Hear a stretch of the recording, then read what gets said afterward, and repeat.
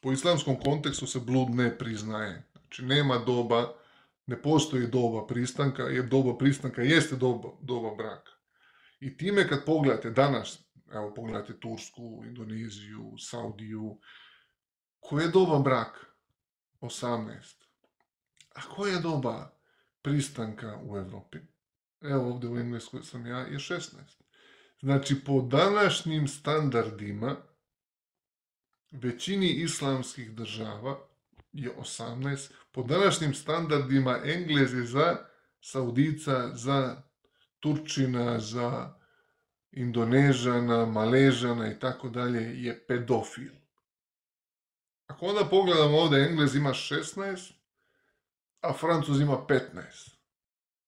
Znači, po standardima Engleske danas, Francuz je pedofil. Malta ima 14. Vatikan je doskoro imao 14, ne znam da li još uvijek ima. Jer sad, otkako je Papa menjao te neke zakone, ne znam da li su, ali doskoro znam, sigurno mogu da tvrdim, 14. Znači, po francuskim zakonima, onda Maltežani, Vatičan, jeste ko šta pedofil. Znači, ako tako gledamo, pola zapada i drugoj polovini zapada pedofil. A muslimani danas imaju najviše doba braka, a nemaju doba pristanka. Doba pristanka ne postoji, ja mora da sam u braku. Da vama doslovno sekularni sistem kaže ti možda bludiš prvo 2, 3, 4 godine, dok onda dođeš do 18, pa onda možda stupiš u brak. Toga nema. To je prva stvar. Znači,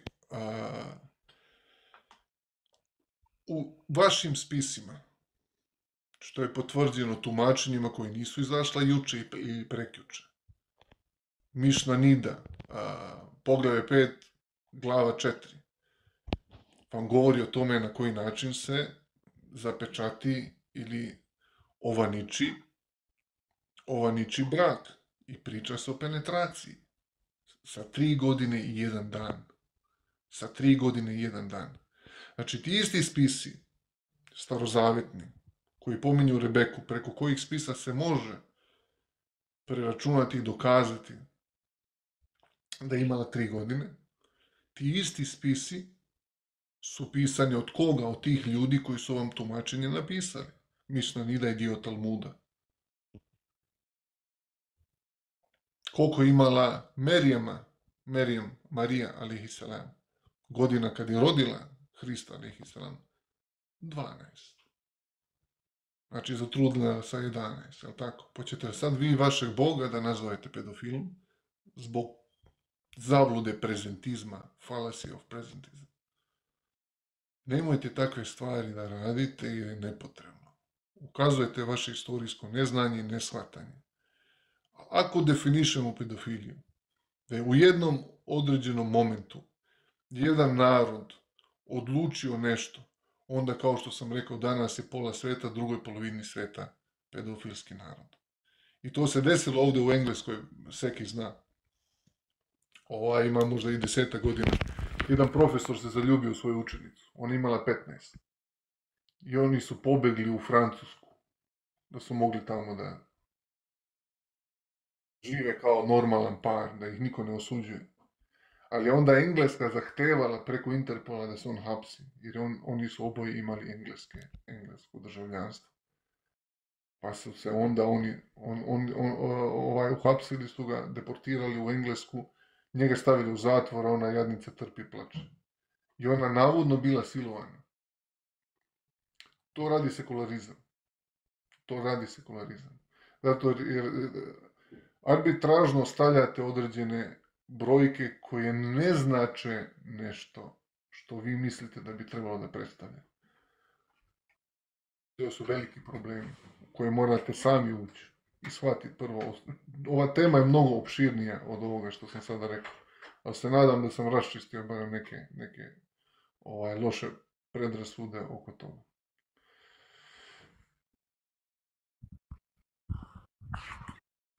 Objasnio sam, pa sad ti, ako hoćeš, proguglaj samo Did Rebecca had 3 years i onda ćeš da dobiješ kako se to preračunava. Jednostavno. Ali možda vidiš sam da je Rebeka imala dojilju svoju kad je bila poslana od kuće. Zašto bi sa dojiljom pošlo?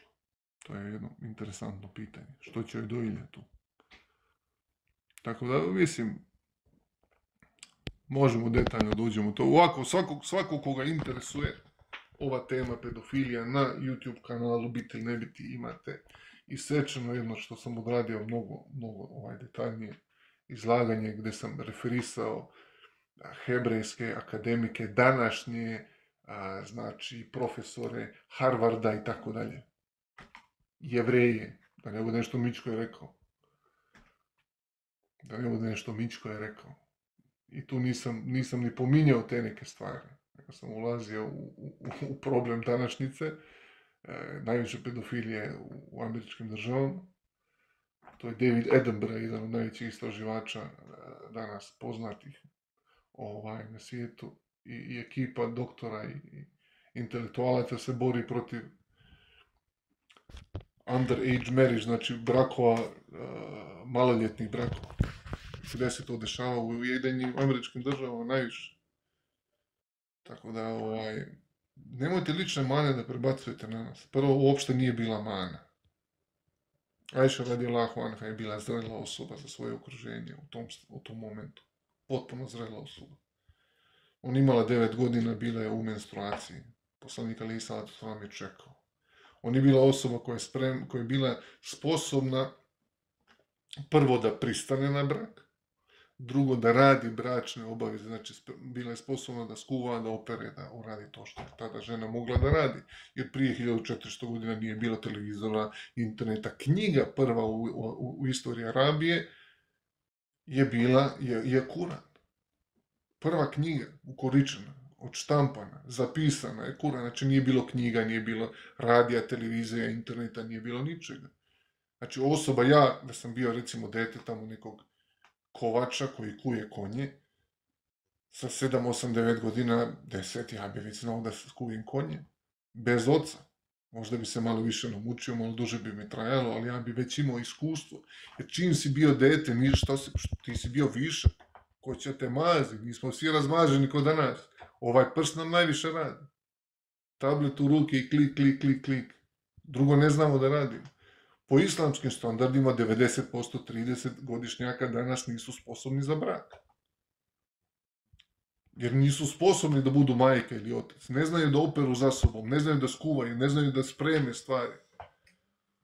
Pola njih znaju samo da igraju igrice i da naruče nešto po telefonu. Po islamskim standardima nije samo pubertet.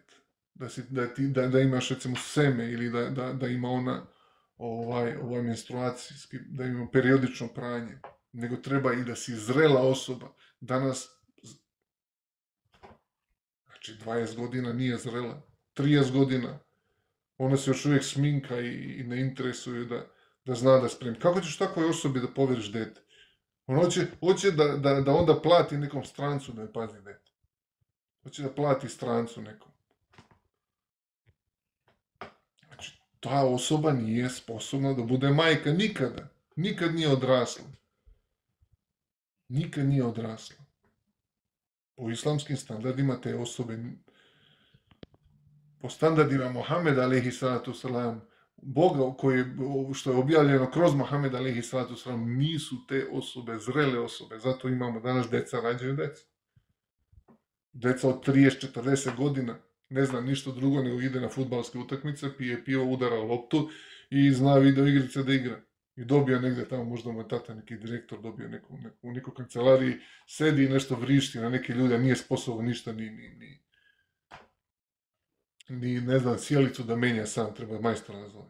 Takav čovjek ne može bude tata. Nije sposoban. Znači, sposobna osoba u istorijskom kontekstu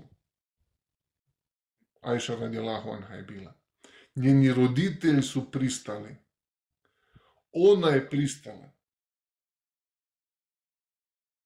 I znamo da je bilo čekano 3 godine, znači imala je periodično pranje. O čemu pričate? O čemu pričate? Naučite se neke osnove i bit će svima lakše. Najteže je ignorantno stanje čoveka koji zbog mržnje ponavlja svoje. To je samo dokaz nečije indoktrinacije. Allah vas uputio sve.